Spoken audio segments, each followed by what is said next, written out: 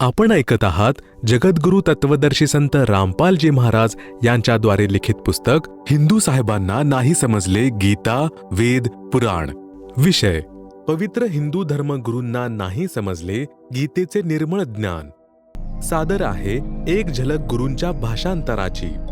अन्य प्रमाण 1. गीता अध्याय 10 श्लोक 3. कृपया गीता अध्याय 10 श्लोक 3 ची छायाप्रत पहा, जे गीता प्रेस गोरखपूर येथून प्रकाशित व मुद्रित आहे, ज्याचे अनुवादक श्री जयदयाल गोयंदकाजी आहेत. गीता अध्याय 10 श्लोक 3 ची छायाप्रत याच पुस्तकात दिली आहे, जी आपण पाहू शकता. विशेष विवेचन: गीता अध्याय 10 श्लोक 3 चा अनुवाद चुकीचा केला आहे, ज्यात लिहिले आहे की गीता ज्ञान देणारा म्हणतो, जो मला अजन्मा अनादी आणि लोकांचा महान ईश्वर तत्वाने जाणतो, तो मनुष्यांमधील ज्ञानवान पुरुष संपूर्ण पापांमधून मुक्त होतो. अनुवाद संपूर्ण. महाआश्चर्य. गीता अध्याय 10 श्लोक 2 मध्ये गीता ज्ञानदाता म्हणत आहे की माझी उत्पत्ती झाली आहे, ज्याचा अनुवाद देखील याच अनुवादकांनी केला आहे. पुन्हा श्लोक 3 मध्ये लगेच असे म्हणत आहे की मी अजन्मा आहे, तर ही मूर्खता म्हणावी लागेल. परंतु गीता ज्ञानदाता अशी चूक करू शकत नाही. हा 21 ब्रह्मांडांचा मालक आहे, परंतु नाशवंत आहे. ही चूक अनुवादकांची आहे, जे आपल्या बुद्धीने काम न करता लोकवेदाला आधार बनवून अर्थ करतात. गीता अध्याय 10 श्लोक 3 चा यथार्थ अनुवाद अशा प्रकारे आहे: य म्हणजे जे, माम म्हणजे मला, च म्हणजे आणि, अजम म्हणजे अजन्मा म्हणजे वास्तवात जन्मरहित आहे, अनादिम म्हणजे अनादी म्हणजे ज्याची सुरुवात नाही, अर्थात जो कायम आहे, लोकमहेश्वरम म्हणजे सर्व लोकांचे महान ईश्वर म्हणजे परमअक्षर ब्रह्म यांना, वेती म्हणजे जाणतो, सह म्हणजे तो, मर्तेषु म्हणजे मनुष्यांमधील, असमूढ म्हणजे ज्ञानवान पुरुष, सर्व पापैहि म्हणजे संपूर्ण पापांमधून, प्रमुच्यते म्हणजे मुक्त होतो.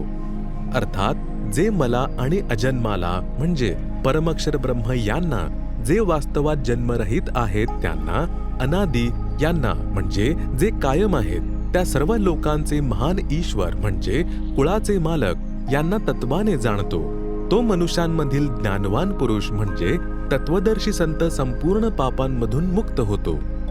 लक्ष देण्यासारखे. गीतेचे ज्ञान बोलणाऱ्याने याच गीता अध्याय 10 श्लोक 2 मध्ये म्हटले आहे की माझ्या उत्पत्तीस म्हणजे जन्मास न देवता लोक जाणतात ना महर्षीजन जाणतात, कारण की मी सर्व प्रकारच्या देवता आणि महर्षींचा आदी कारण आहे. भावार्थ असा आहे की गीता ज्ञानदाता स्वतः स्वीकार करत आहे की माझी उत्पत्ती म्हणजे जन्म झाला, परंतु जेवढेही देवता आहेत आणि महर्षीजन आहेत ते माझी उत्पत्ती जाणत नाहीत, कारण ते माझ्यापासून उत्पन्न झालेले आहेत. श्रोतेहो, विचार करा की पित्याची उत्पत्ती मुले तर जाणत नाहीत, परंतु आजोबा तर जाणतात. त्या आजोबांनी या गीता ज्ञानदाता कालब्रह्मची उत्पत्ती सांगितली आहे. आपण ऐकाल याच पुस्तकामधील अध्याय सृष्टीरचनामध्ये.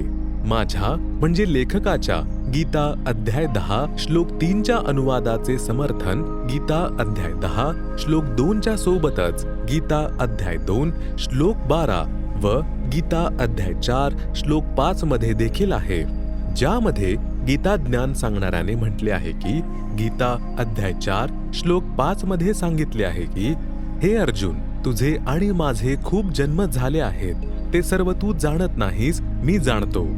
गीता अध्याय 2 श्लोक 12 मध्ये सांगितले आहे की हे अर्जुन, मी, तू तसेच हे राजे लोक अगोदर सुद्धा जन्मले होते, पुढे पण जन्म घेतील. कृपया पहा याच पुस्तकाच्या पान नंबर 25 वर छायाप्रत. गीता अध्याय 10 श्लोक 2, गीता अध्याय 4 श्लोक 5, गीता अध्याय 2 श्लोक 12 ची, ज्याचे अनुवादक देखील जयदयाल गोयंदकाजी हेच आहेत. तसेच प्रकाशक व मुद्रक पण गीता प्रेस गोरखपूरच आहे. गीता अध्याय 4 श्लोक 5 मध्ये गीता बोलणाऱ्याने स्पष्ट म्हटले आहे की हे परंतप अर्जुन, माझे व तुझे खूप जन्म झाले आहेत, ते सर्व तू जाणत नाहीस, मी जाणतो. विवेचन. वरील 3ही श्लोकांद्वारे स्पष्ट झाले आहे की गीता ज्ञानदाता म्हणजे आपल्यानुसार श्रीकृष्णजी उर्फ श्री विष्णूजी नाशवंत आहे, त्याचा जन्ममृत्यू होतो. अन्य प्रमाण पहा जे स्पष्ट करत आहेत की हिंदू धर्मगुरूंना नाही समजले गीतेचे निर्मळ ज्ञान.